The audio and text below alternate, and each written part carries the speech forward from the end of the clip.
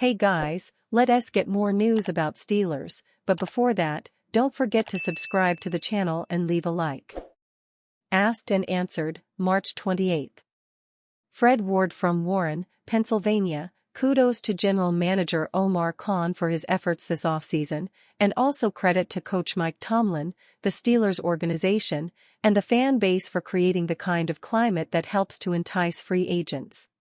My question has to do with Corey Trice Jr. How has his rehab been progressing, and will he potentially be ready for Latrobe? Answer: At this time of the year, the NFL does not require teams to provide injury updates on players, and so there is no news on Corey Trice Jr.'s rehabilitation. And it's doubtful there will be any specific information passed on to the public for some time. The Steelers' off-season program begins on April 15, but there won't be anything resembling real football-like activity until OTAs begin in late May.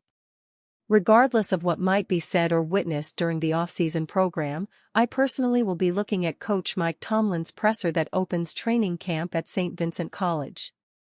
That's the day we'll learn whether Trice will open training camp on the physically unable to perform list. And that will be the first real indication of where Trice is in his rehabilitation. Eli Lira from Chihuahua, Mexico, what are your thoughts regarding the new rules approved during the NFL owners' meeting in Orlando? Specifically, the banning the hip drop tackle and the changes in the kickoff. By the way, thanks. Answer: When it comes to changing kickoffs, I really think I'm going to have to see it practiced and then executed in games. A few XFL clips don't provide enough of an idea of the impact on both the receiving team and the kicking team. As for the hip drop tackle, there is credible recent video evidence of offensive players sustaining injuries that sidelined them for significant hunks of the regular season. And the NFL is trending toward a product erring on the side of high-flying offense at the expense of rock-ribbed defense. There is nothing wrong with trying to eliminate those kinds of injuries, but the enforcement of the infraction in real time during a regular season or playoff game doesn't inspire a lot of confidence in me. Officials might be encouraged, via points of emphasis, to set a tone with respect to enforcement, with the resulting penalties ending up either too numerous or too impactful, or both. But the reality is that the NFL has no problem making it more difficult and punitive to play defense. This is another example of that. Travis Kelce regrets trash-talking Steelers legend.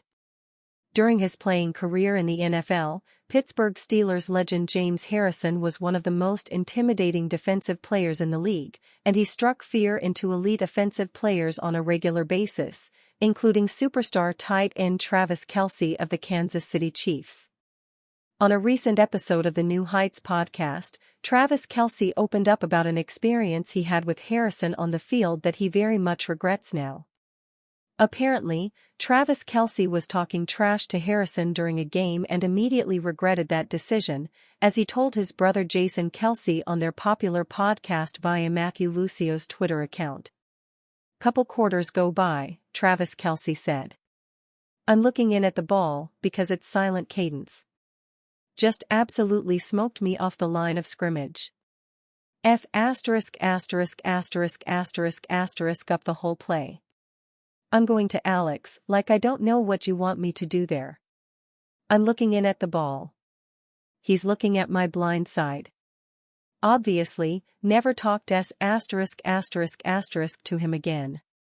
Travis Kelce is likely one of many who went through the same experience of getting a little too mouthy with Harrison and then realizing why he is a four-time All-Pro linebacker and a former NFL Defensive Player of the Year. Although Harrison bounced around the league a bit during the later stages of his career in the NFL, he made his biggest impact with the Steelers and is considered to be one of the best defensive players to ever play for the franchise, with a Hall of Fame call potentially in his future. Steelers named potential 2025 landing spot for $160 million quarterback. The Pittsburgh Steelers have completely overhauled their quarterback situation this offseason. After a couple of disappointing seasons from Kenny Pickett, the team decided to move on this offseason. They traded him and replaced him with Russell Wilson and Justin Fields. This week, they seem to put the finishing touches on their QB room by signing Kyle Allen to be their QB3. While they may have just put the finishing touches on the QB room for 2024, it seems there is already some chatter about what they might do at the position in 2025. During the March 27 episode of The Rich Eisen Show, Eisen was discussing the contract situation of Dallas Cowboys QB Dak Prescott, which has recently become a topic of conversation, and named the Steelers as a potential landing spot for him in 2025. What happens if the guy they went ahead and have given the job to with pole position doesn't work out? What if they get a look at Justin Fields all year and say he's not the guy? Maybe the Steelers are all in. Right now, their offense costs nothing. I don't even think it's $15 million. They'll have enough money to give Dak a multiple of that. I think the Steelers might be in on Dak and let him finish his career in Pittsburgh. The Cowboys couldn't really ask for much more than what they've gotten out of the quarterback they selected in the 4th round of the 2016 draft. He immediately proved himself as a starter, putting together a 13-3 record in his rookie season and setting the rookie record for completion percentage. He also earned himself Offensive Rookie of the Year honors and led the Cowboys to the playoffs. Since then, he has had multiple seasons with more than 4,000 yards and 30 passing touchdowns. He even led the league in passing touchdowns in 2023 with 36 of them. He has led the Cowboys to the playoffs 4 more times since his rookie season, but hasn't been past the divisional round yet. That lack of playoff success has been the biggest issue for Prescott during his time with the Cowboys and has some fans unhappy with him as the team's QB. Now it seems there is at least a chance 2024 could be his last in Dallas, with his 4-year $160 million contract set to expire at the end of the season, although there are conflicting reports out there about his contract situation.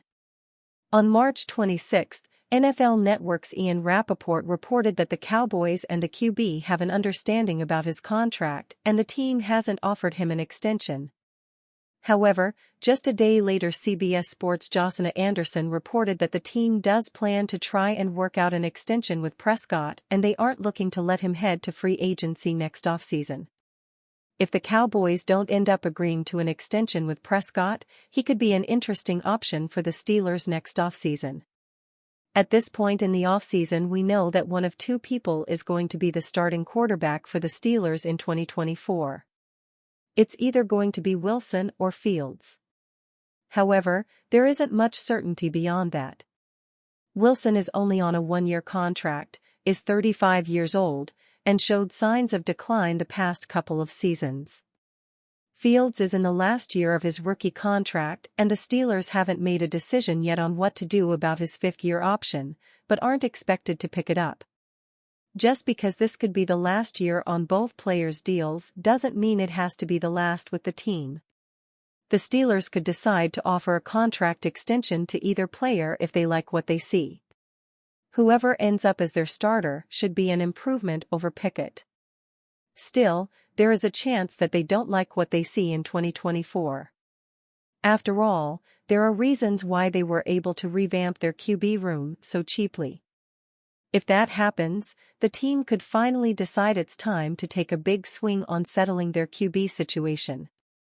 In that case, there probably wouldn't be a better option out there than Prescott. The Steelers landing him seems extremely unlikely, but nobody would have seen the offseason they've had this year coming either. If for reason the Cowboys actually don't extend Prescott, he'd be a great fit for the Steelers, and signing him would be a move that announces the franchise as true contenders in the NFL again. And you, fan, what do you think about the situation of Dak Prescott? Leave your opinion in the comments.